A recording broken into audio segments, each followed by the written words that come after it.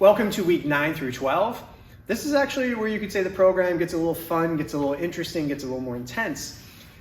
But before we discuss this, part of this is predicated on you spending the last 8 weeks diligently going through your practice, your volume, your tempo, so that your tissues are ready for this next step.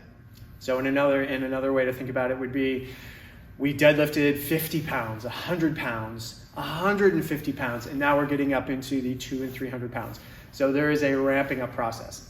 If you don't feel like you're ready, go back and repeat a week or two until you feel like you can take on the next challenge. With that being said, here's what we're gonna do. So we'll just use one movement as an example. Check your coach's notes for revised variations of all the different movements. So here's my pronation and supination. Lots of control, lots of stretch, basically opening things up, getting tension, and getting really comfortable in some of those odd sticky spots. Well, once things start to feel good, I can increase the intensity by turning this into sort of a pulse dynamic. And that's going back and forth like so, and I'm a little cold, so I can actually feel this in my elbow. Even though the tension and the leverage isn't there, just by me doing some acceleration and deceleration. So if I go and accelerate here, I've got to basically pull myself back out. I'm introducing quite a bit of heat and tension to my tissues.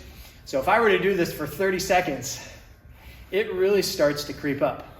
Now, almost all of the notes say go super light. And the reason is because if you try and do this out here, this is a huge amount of tension to try and navigate. So you hedge way back and you get to a place where you can accelerate and decelerate and pump up those tissues. What you will find as you go through these is that where this is this slow and controlled, very methodical, this is going to absolutely jam blood flow into those joints.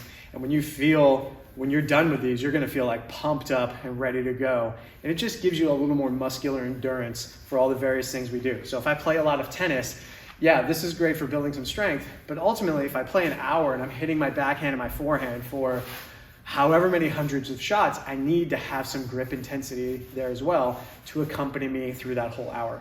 So go away light, review the coach's notes for the variations, and this is the chance to kind of play around a little bit and see what you've built in capacity and handle some more aggressive levers.